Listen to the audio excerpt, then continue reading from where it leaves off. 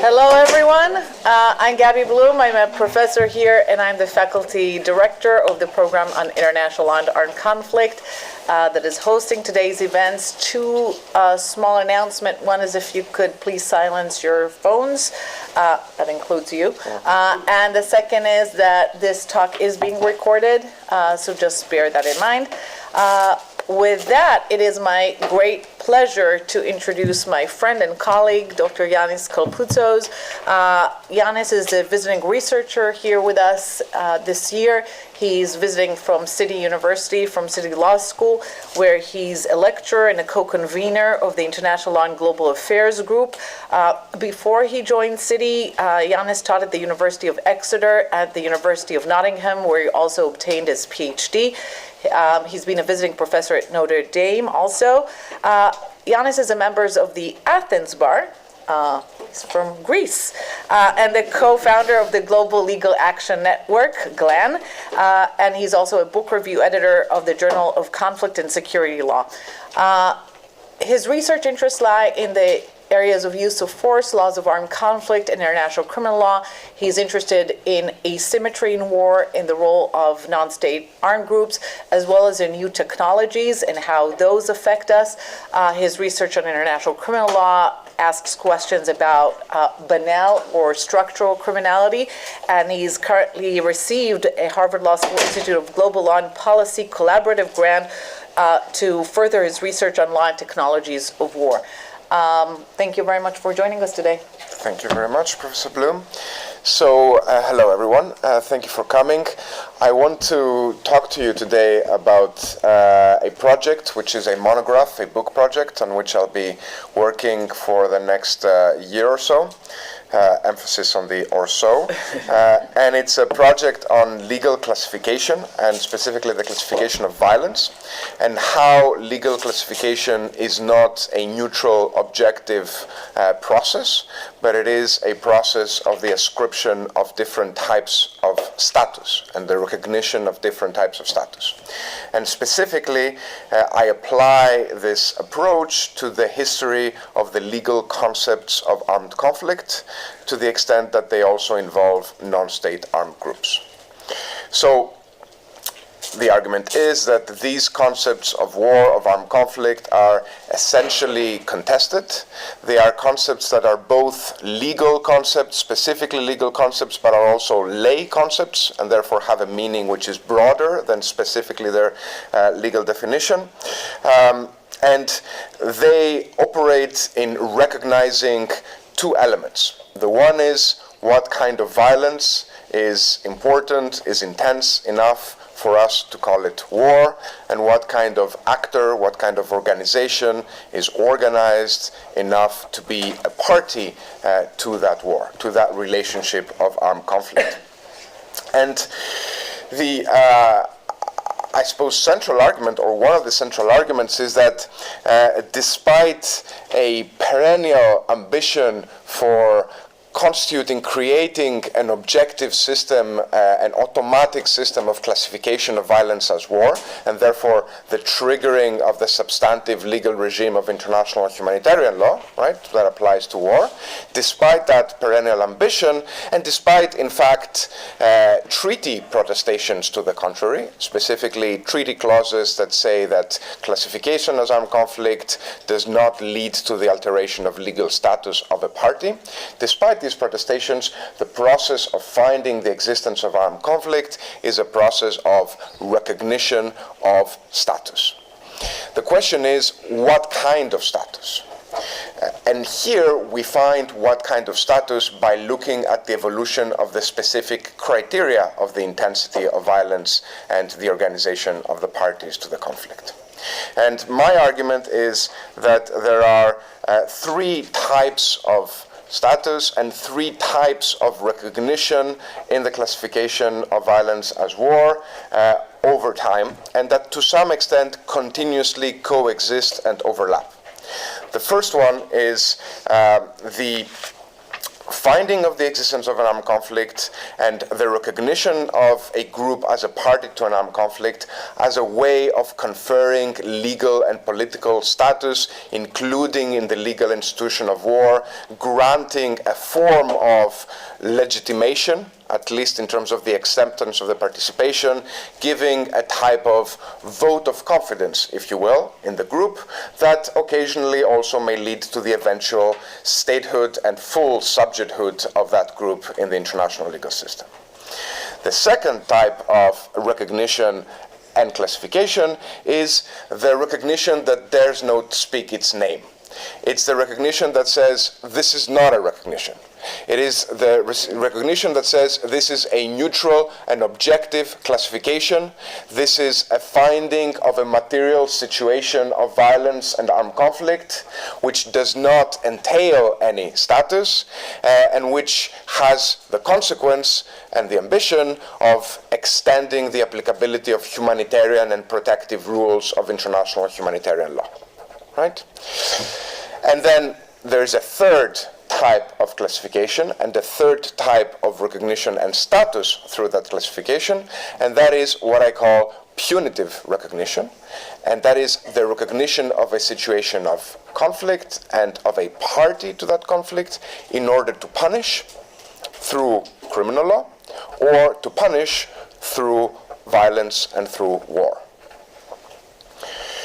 So, as I said, these three types of relationships and status and types of recognition to some extent overlap and coexist, but my research finds that there has been an evolution, there has been a move, and the move has been from the first type of a narrow exclusionary type of classification recognition as a form of legitimation towards a lowering of a threshold through a process of humanization and towards punitive recognition. And I'd like to give you an outline really of the trajectory, the historical trajectory that has led to this state of affairs and this dynamic and this evolution.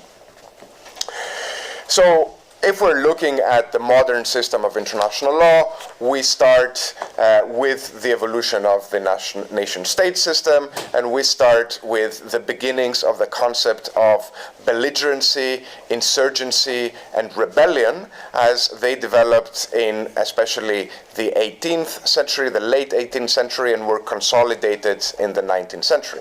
And that is a tripartite distinction, which I argue that to some extent it also reflects a tripartite distinction of the levels of civilization of putative state agents that existed in 19th century international law in the work of such international lawyers like James Lorimer, and which rests on a fundamental dualism, a more or less absolute dualism between, on the one hand, a full subject of the system, and on the other hand, something that is excluded. Right? Belligerency leading to the application of the full regime of the jus in bello, whereas rebellion or indeed piracy being the other extreme and being two different forms of exclusion and delegitimation and effectively criminalization. And that process of recognition worked as a vote of confidence, which would potentially lead to eventual statehood. And the type of criteria that were used in that process reflected, on the one hand, that perception of organization and capacity for self-government, which were associated with civilization, and the role of that entity in the international system, especially in the way that it also affected the commerce between third parties. And the role of third parties in that process was important. And indeed, that process was fundamentally decentralized, was very much associated with the activity and the practice of what we would call today global north or European and North American states in relation to the recognition of violence in the periphery. Right? And we see that interplay both from the early applications of this particular doctrine. If we combine, for example, the what is said to be the first recognition of belligerency of the American War of Independence, while at the same time the revolution in Haiti was never recognized. If you saw the very beautiful poster that Dustin put together, it has a painting from the Haitian Revolution, which was the final battle in 1803, which led to the final defeat of the French at the time, and yet with no concomitant recognition of belligerency in that process. And you can see that also in the application of the principles throughout the 19th century in the Balkans, Greece being a very important exception, a very important instance of that process, or Latin America. So that dualism was only interrupted by something called recognition of insurgency, which in effect was a very ad hoc concatenation of distinct legal relationships that never really consolidated in a particular status and a particular doctrine, and never really managed to establish itself. Right? So that dualism on the one hand, and on the other hand, that element of subjectivity have been plaguing this type of regulation ever since. But even though now we look back at the 19th century as a time of unbridled subjectivity of sovereignty, there were pretensions of objectivity at the time. The states that were affecting this type of classification were arguing that they were doing on the basis of solid criteria, right? And indeed, some of the literature of that has tried to articulate that practice in the sense of that type of objective and neutral classification.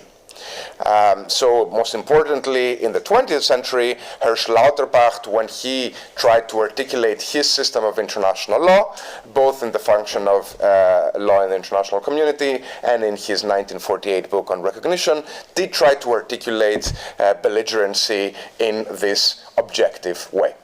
But these ambitions of objectivity are especially associated with the 20th century.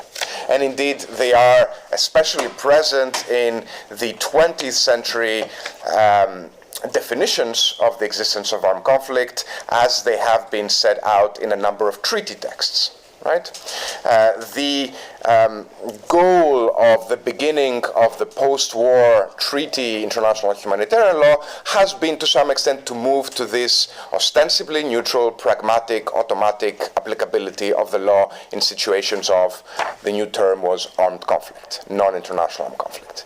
And famously, this started with Common Article 3 of the Geneva Conventions, which includes the phrase armed conflict not of an international character, but also importantly, does not provide a definition of what that is. And it does not provide a definition partly because it wasn't possible to bridge the different opinions and the different positions during the diplomatic conference for the creation of that particular concept, and because it wants to leave open that concept so that the assessors and those applying it would form it and will develop it. Some actors in that context, like the Red Cross, hoping that this would move towards a low threshold of applicability, a low level of criteria of intensity and organization, and a wide application of the humanitarian idea of the applicable law.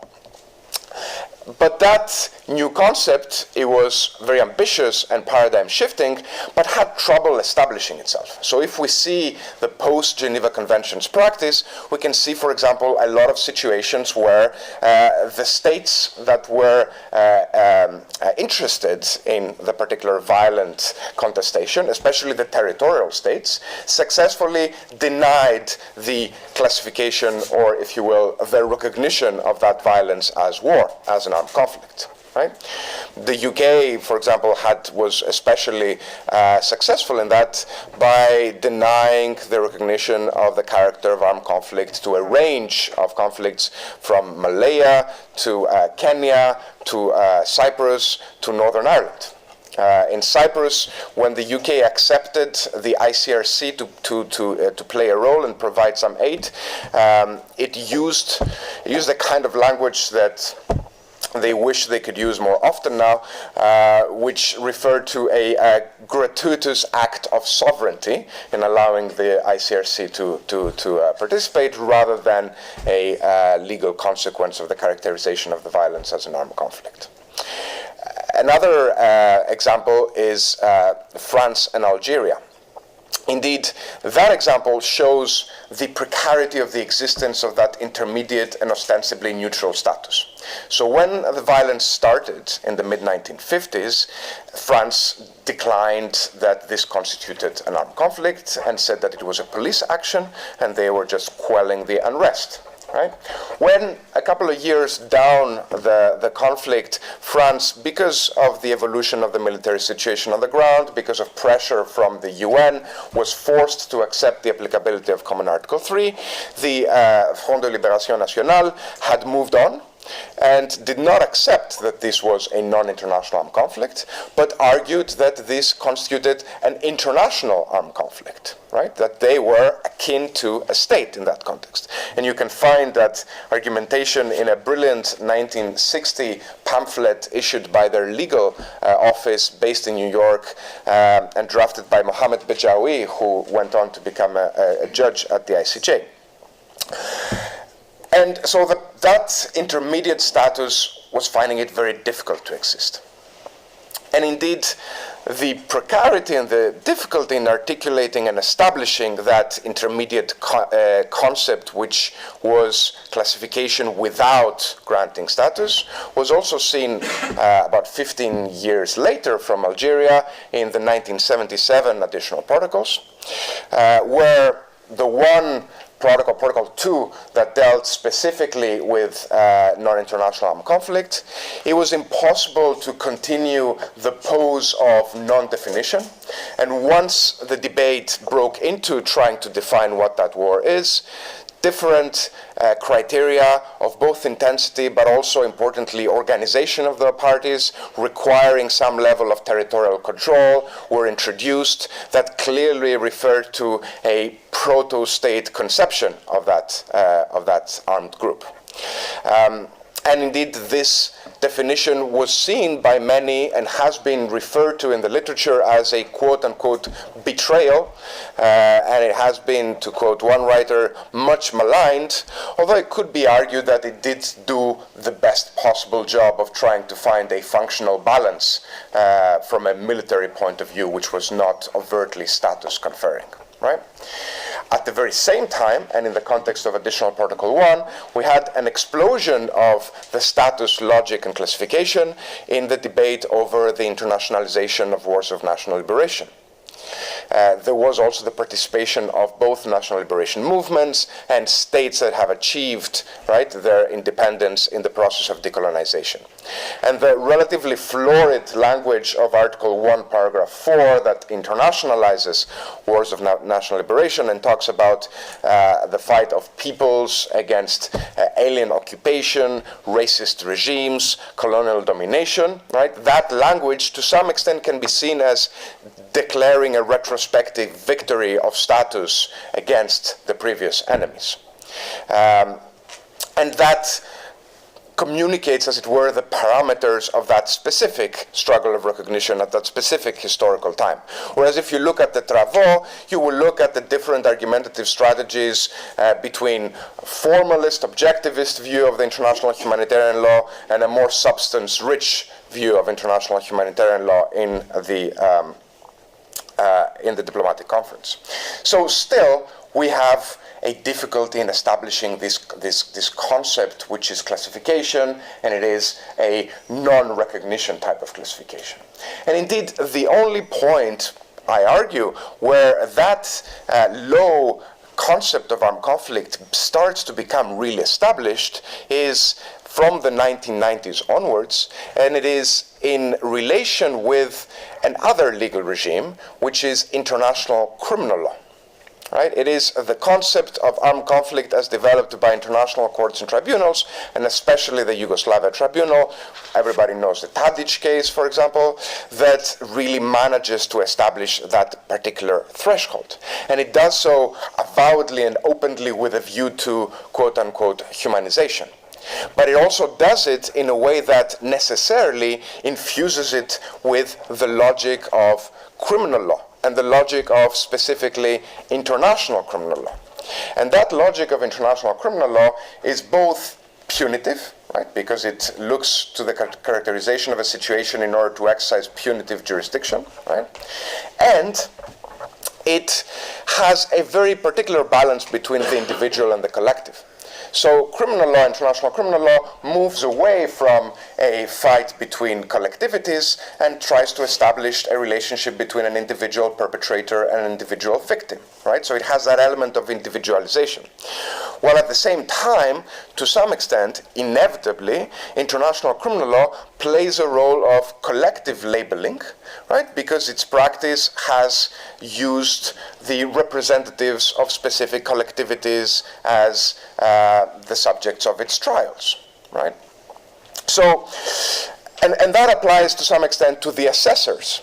If you remember, in terms of belligerency, we had especially the third states. In terms of the Common Article 3 process, we had a balance between primarily the territorial state and to some extent multilateral fora. In terms of international criminal law, we have a special role for courts. And courts are the neutral, objective assessors of facts par excellence, right? And by being that, they're also the best at providing status, labeling, right, legitimizing or delegitimizing through their practice of classification. And that is what international criminal courts do. And that is what you see in the practice of, for example, the Yugoslavia Tribunal, and the techniques that it starts developing. It starts developing a technique of pragmatic and flexible and nimble criteria and indicia of organization and violence, which still manages to keep some balance between a functional military notion, and a more sort of criminal-minded understanding of what a group is. And it manages to, through that process, to some extent, transcend that idea of status, at least at one level. And then you have the International Criminal Court. And in the International Criminal Court being entrusted, among other things, and there are many things, among other things, with the final establishment and continuation of that low threshold and therefore that expansive applicability of its jurisdiction, right? You have the case law of the International Criminal Court that goes even further. So when the ICC starts applying these concepts in situations of violence that are to some extent different from the ones in the Yugoslavia Tribunal, especially in the context of the Eastern Democratic Republic of Congo, you see that the practice starts to move even further. So in some cases, for example, the Katanga case that has to do with a violent instance between two villages, the Valendu Bindi collectivité, which was ethnic Ngiti, and the Bogoro village, which was ethnic Hema, tries to articulate these very, very ad hoc organized and really quite disorganized militias as parties to an armed conflict, right? And also, I think tellingly, in the judgment, goes through the analysis of the criteria of organization and intensity, at the same time for the finding of the existence of an armed conflict and for the finding of the criminal organization that links the specific defendant with the overall actions. Right? And that, it's not an avowed thing of saying this is how we understand organization, but it is the practice that is telling. And the practice tells us that collectivity and organization for war becomes associated, indeed identified, with organization for crime. Right? And it is only a short step back to the law of armed conflict. It is only a short step back because at the end of the day, the concept of armed conflict in international criminal law and the law of armed conflict are supposed to be and hope to be the same, right? It is a short step for this type of concept to be brought back to the law of armed conflict and to influence the conduct of war. So, indeed, when the rebirth of international criminal law was occurring, there was a parallel debate, which I also think is quite telling, associated with the same historical facts over the so-called concept of new wars. I don't know if you've come across of it. It was a big thing in IR, and There have been some that have argued that it is a little bit of a nonsense concept. I wouldn't say that today. But in any case, it identifies these elements of war fighting and criminality as being particularly closely related, which is rather telling for the relationship of these two legal regimes. And indeed, it does so in order to some extent to articulate and justify the existence of war as a tool and a necessity for enforcement, right, against that criminality, either through international criminal law or indeed through forcible intervention, right, through humanitarian intervention, through war. But perhaps even more crucially, the way in which classification and the lowering of the threshold for classification in order to find a situation of armed conflict is fed into international humanitarian law is in association with the so-called war on terror, right, where we see both state practice and some scholarship which tries to articulate the precarious organization of entities not at the local level like in the Eastern DRC, but at the global level as one armed conflict in order to trigger the more enabling functions and enabling uses of international humanitarian law. Indeed, tellingly, the ICL jurisprudence finds its ways in crucial documents in the war on terror, like the Al-Awlaki Memorandum. Yeah? And finally, there is an element and a helpful towards this particular direction role to be played and played by new weapons technologies. Because it is these technologies that support a particular individualized relationship in the conduct of war, that support to some extent the practice of targeted killing, right, which has an individualized relationship in the use of violence, and to some extent a status of the targeted, which is both as an enemy party to an armed conflict and as a criminal to some extent, as well as the role that certain new weapons technologies, increasingly also the role of autonomy, plays in the type of management classification of the criteria in the process of targeting, right? The distance created between the target and the targeted, the types of organization that are also associated with using new weapons technologies, and so on and so forth. So it is seen, and it is often seen, as new weapons technologies, by facilitating that type of governance through war, as has been said, and there's a whole literature on that, right, finally reveals and liberates us from the tensions of asymmetry that have been at the very heart of the concept of war from the very beginning. Right? And allow us to, as one writer, Paul Kahn over at Yale, has said, the reimagination of war with a view to articulating what would be, quote unquote, the administration of death. Right?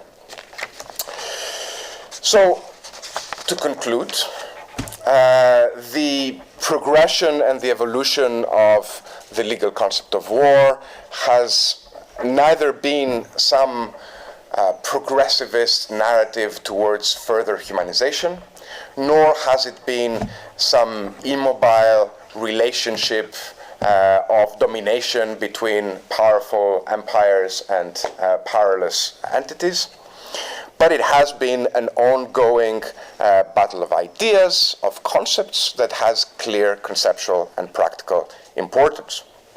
And as I said at the beginning, those three rationales continue to coexist in different configurations, but I think we can detect a move from a narrow and exclusive applicability of the recognition of war towards and through a process of so-called humanization to an ever-expansive military and judicial enforcement, which is crucially facilitated, aided by the legal concept of war.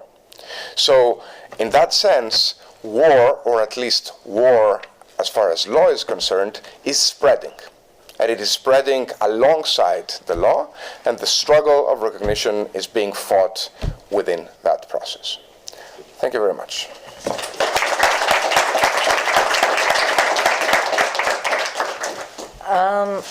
Great. So I think Ioannis would like to hear from all of you and have a conversation. And I will take advantage of my seat up here. And if I may ask the first question. So I've long been puzzled about why governments do not make more use of the more permissive, as you describe it, regime of IHL in order to justify more coercive action. And that, of course, depends on what the alternative is and what the regulatory regime that applies in the alternative is. And here I heard you talk about the connection and the interplay between IHL and ICL.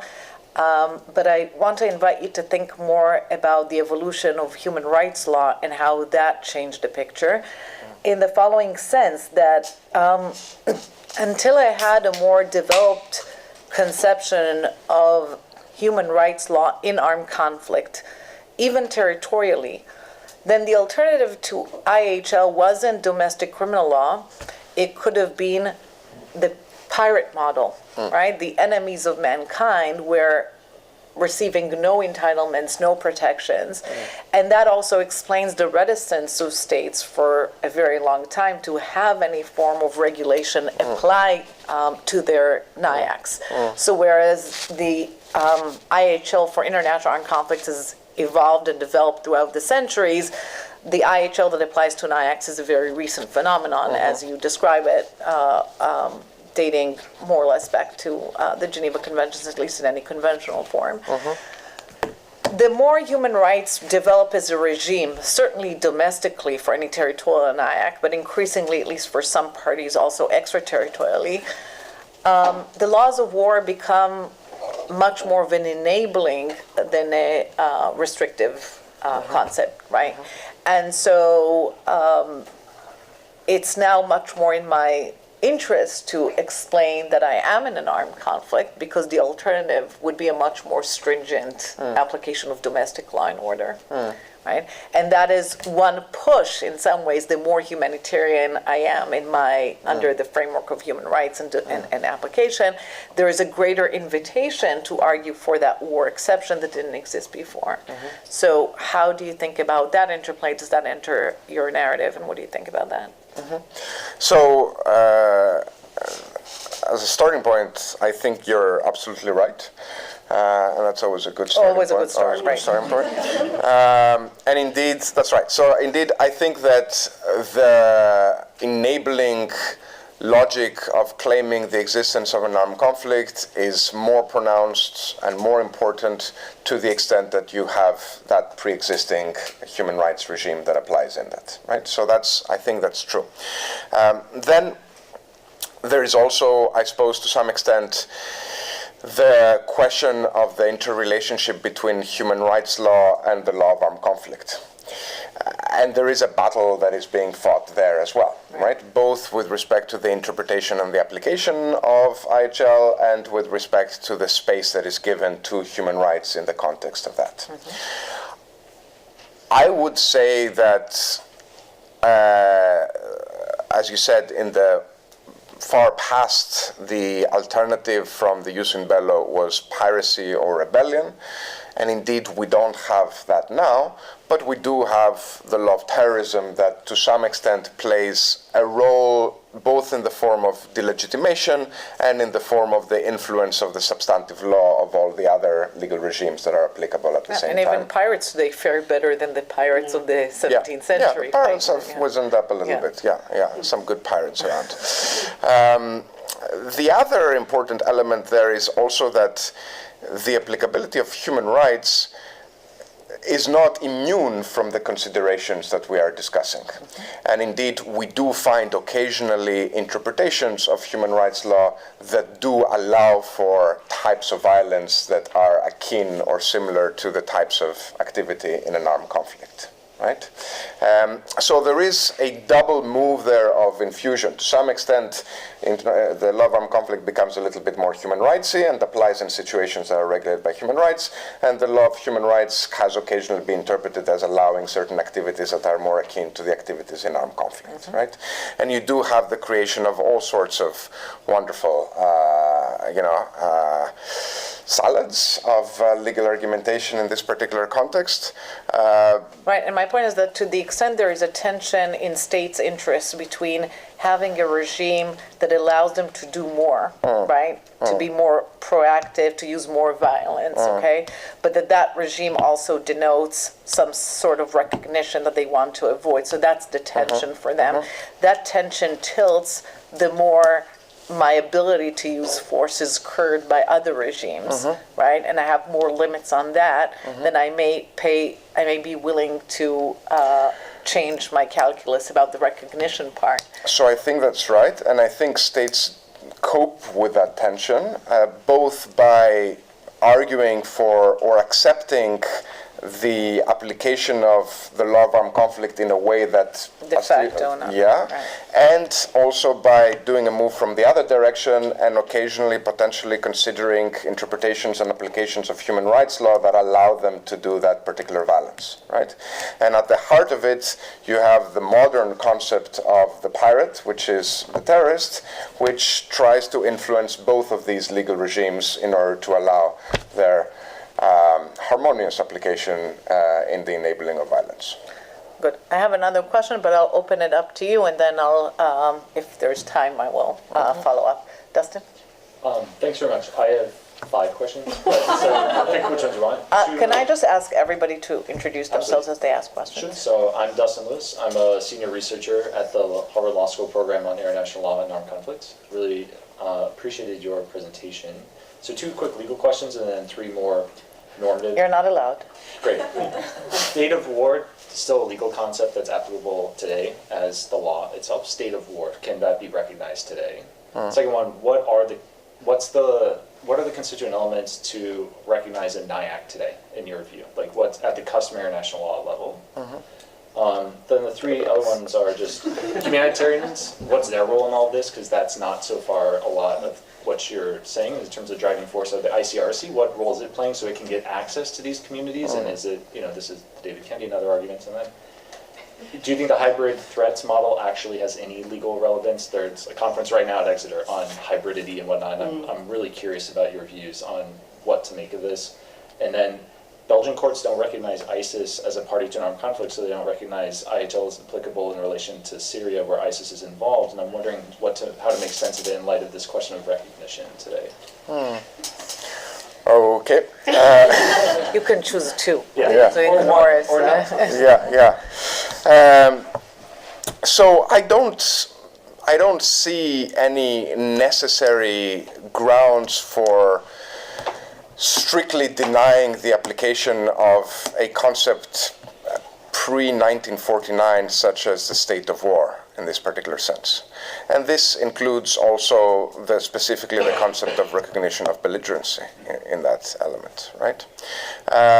And we do have also the analytical angle of looking at IHL, which is the conduct of hostilities and so on, and the peripheral aspect of the jus in bello, which was associated with the recognition of belligerency, which relates to matters such as the law of neutrality and so on and so forth. So that might be an angle to address perhaps that particular question. What is the law? The law in terms of intensity and organization, right? Or protracted or not. I mean, there's the ICC statute says protracted for NIAC. I'm just curious, like, where you fall on this. Right. So I would argue that a convincing legal argument would be that indeed Tadic and the jurisprudence of the ICTY after Tadic, especially Boskowski, right, did in law consolidate and establish a relatively low threshold of organization and intensity. There was also a slight move towards intensity as a more crucial criterion than it had been in the past in that particular context. The organization interpretation is and in my opinion should be understood as peculiarly military in terms of its functionality, and to some extent associated with the capacity to observe the law. So I don't think that, for example, the obligation to control territory is part of customary law at this stage. While at the same time, I would say that the correct or the most convincing, however you want to see it, legal argument would be that some of the extensions and the lowering of the threshold, either of the ICC or in the context of the war on terror, would not be convincing as a matter of law, right? So I don't think the law has moved there. So when I'm arguing for that evolution of the concept, I'm not following that evolution in the lex lata. I'm not saying that the concept is going in that direction and therefore the legal concept of armed conflict there has incorporated all of these elements, right? And that's important because we can still then, if we do think that the further lowering of that threshold is in some ways problematic, we can argue against it by using good law, I think. Your three other things, remind me in one word each. ICRC, Humanitarians, Belgium, and hybridity. Hybrid threats. So the humanitarians, interestingly and crucially, the ICRC was flexible in that process. So at the same time, it argued for the extension of what is war and the lowering of the threshold, while at the same time, it quite pragmatically tried to also intervene in situations short of armed conflict, right? And to some extent, that was because it didn't think that it would make the argument either in law or because of the sovereign sensitivity on the issue that this was an armed conflict, right? So it was happy to accept the gratuitous sovereignty of the United Kingdom and other such. While at the same time, being very convinced that the lowering of the threshold, or at least the establishment of the low threshold, was a good thing, right, in that sense. By the way, going back to what the law is now, I think it's also quite interesting that the international criminal law has done this by articulating custom and by sending that custom back to 1949, right? So whatever the actual correct interpretation of Common Article 3 was in 1950, this has changed for us, right? Because that concept has changed retrospectively through that argument. Yeah. Hybrid threats, I'm skeptical about this particular element. In a way, aesthetically, for me, it plays a similar role as well as extraterritoriality in the linkage of particular situations. The Belgian court, maybe let me look into this a little bit more and see exactly how they do that, because I don't have it clear in my head. Good. Ioannis, thanks for your presentation. I'm Alessandra Spadaro. I'm a PhD candidate at the Graduate Institute in Geneva. I'm here for a semester at Harvard Law School. I was wondering, maybe building upon what Professor Blum asked you with respect to human rights law and armed conflict, whether you've thought also of the role of maybe a trend towards the applicability of human rights law to armed groups, either de jure or de facto, and how this affects the recognition, including specifically with the role of various human rights bodies in doing this, because at least for states, we have human rights courts that have been very active in adjudicating facts patterns in which they've deemed human rights law applicable to armed conflicts, and now we have different human rights fora, like special procedures or the Human Rights Council, then instead speak about armed groups and human rights law. So my answer, I guess, will also follow from my answer to Professor Blum. And in that situation and in that relationship, so as I said, I see states or actors that want to argue for their exercise of violence, right, to work on both sides of the spectrum, right, burn the candle at both ends, if you will. And one aspect has to do with working on the enabling features of the law of armed conflict, right, but in a way that makes it compatible and applicable in situations where also human rights apply. While at the other end, it has to do to some extent with human rights law, right? Human rights law, like any law, is not completely inflexible. It does have to apply to the situations in which it is applied.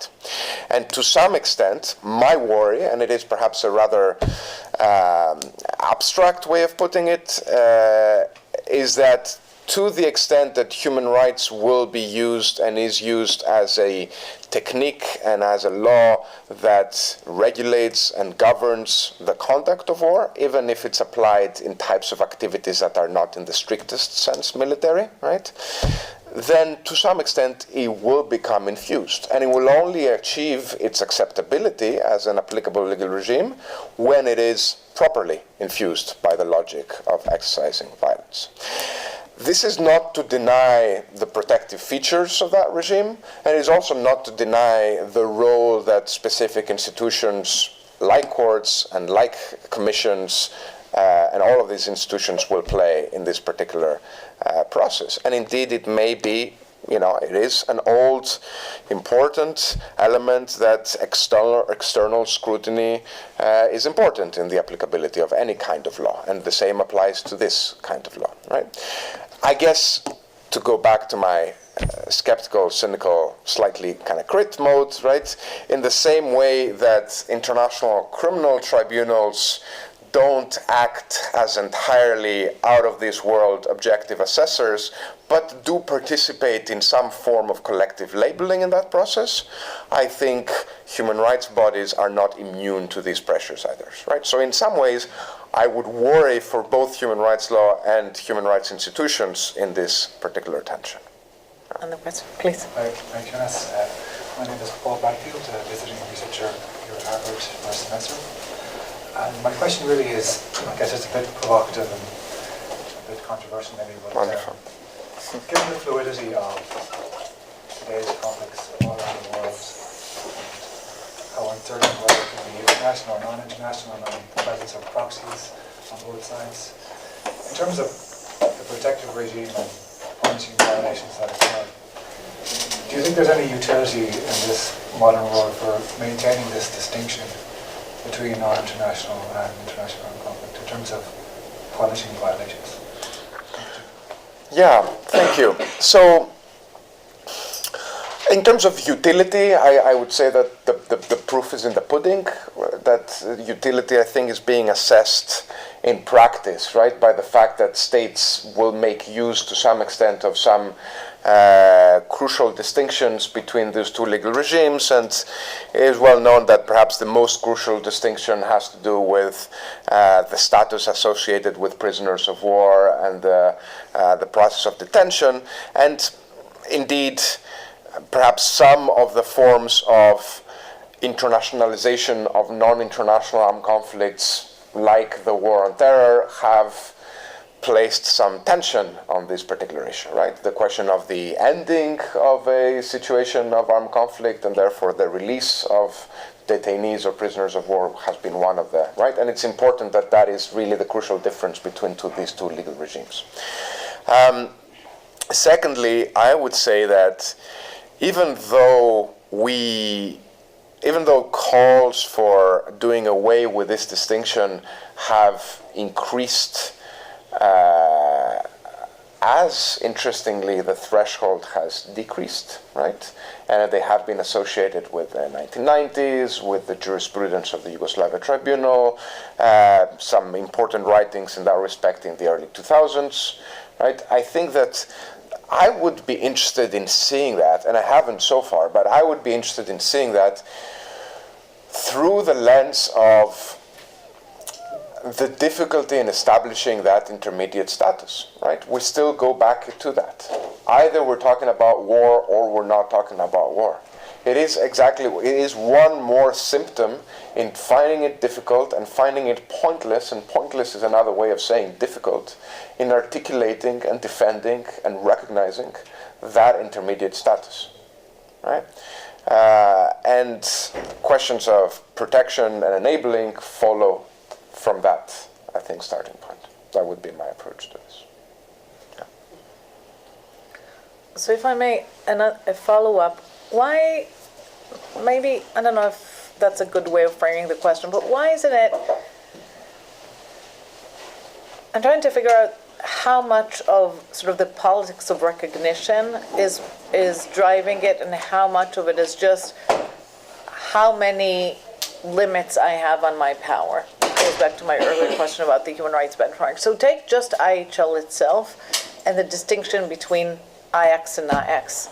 And sort of the more international armed conflicts are regulated, the more I want to be on the side of a NIAC that allows me to deny these protections, for instance, for legitimate belligerents. And partly it's about the formal recognition, but partly it's just about I don't want to give them these rights and protections because it's better for me if they don't have it. No. And so you see even in the sort of invasion of Afghanistan, I have these two groups, the Taliban and Al-Qaeda, and I'm finding ways within the law to deny not just Al-Qaeda, but even the Taliban. I can't say it's NIAC at that point, so I find reasons within the international armed conflict regime to deny them prisoner of war status. And the push is not, you could say it's about, I don't want to recognize the Taliban as an official government, it's part of the memos, Afghanistan is a failed state, whatever. But a lot of what seems to be just driving it is how many limits am I going to have on my war fighting capacity? And so the war on terrorism could have gone either way. We could have said it was an international armed conflict, but the push is to say NIACs. You could look at other classification questions, Gaza, Chechnya, other places, and sort of what seems to be driving it at the end of the day, how much is it politics and how much is it just, I want to be free from as many constraints as possible.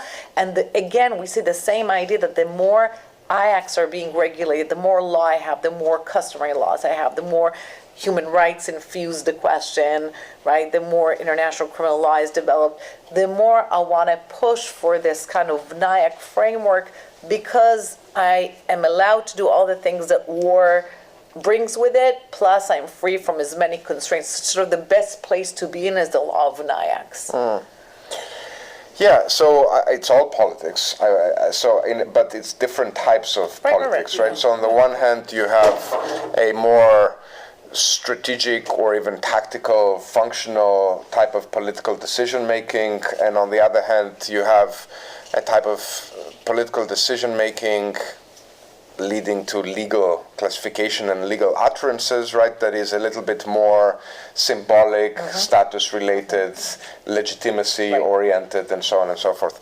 And I'm not an IR scholar, and I don't want to be, but I generally think that these two functions coexist, and to some extent are mutually influenced. Right? So I don't think that there is any actor who comes into the decision-making process and is entirely devoid of strategic calculations and says, I will act from a position of pure philosophy and legitimacy and principle. And on the other hand, I think that also the tactical and strategic calculations incorporate elements of status and legitimacy as part of their rationale.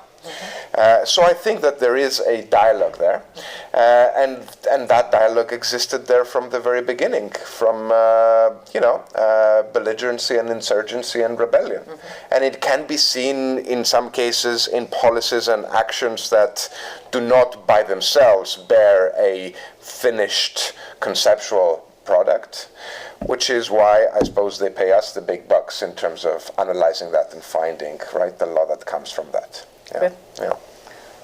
We have time maybe for one more question. Yes? Hi, my name is Emily. I'm a 1L at the law school, a recent IHL student.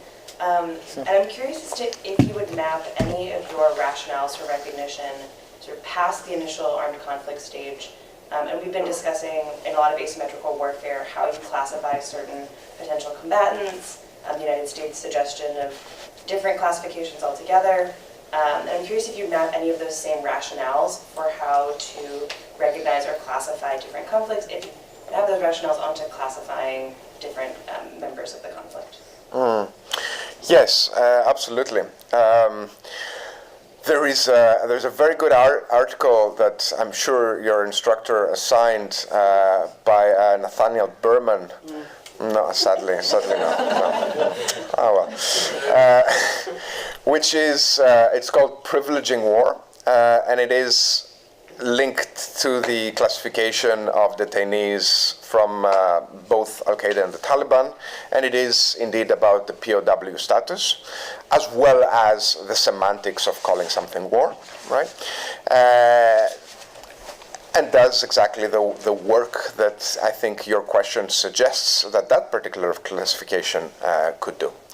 And so in that instance, and because that legal issue is, as we mentioned before, the legal issue that primarily still distinguishes non-international from international armed conflict, that classification of an individual as a participant at the same time plays the role or carries the importance of the classification between a non-international and an international armed conflict, right? So there is that tension there between that precarious intermediate status and the absolute of I recognize you as an entity and as a party of that legal institution, which is the finding of international war, as that is reflected in the individuals. And you had a situation where you had individuals who were Taliban members who were fighting for the state and for the government, but their particular characteristics, whether you look at it as actors as a whole, or you look at it in the sense that the way that they conducted hostilities,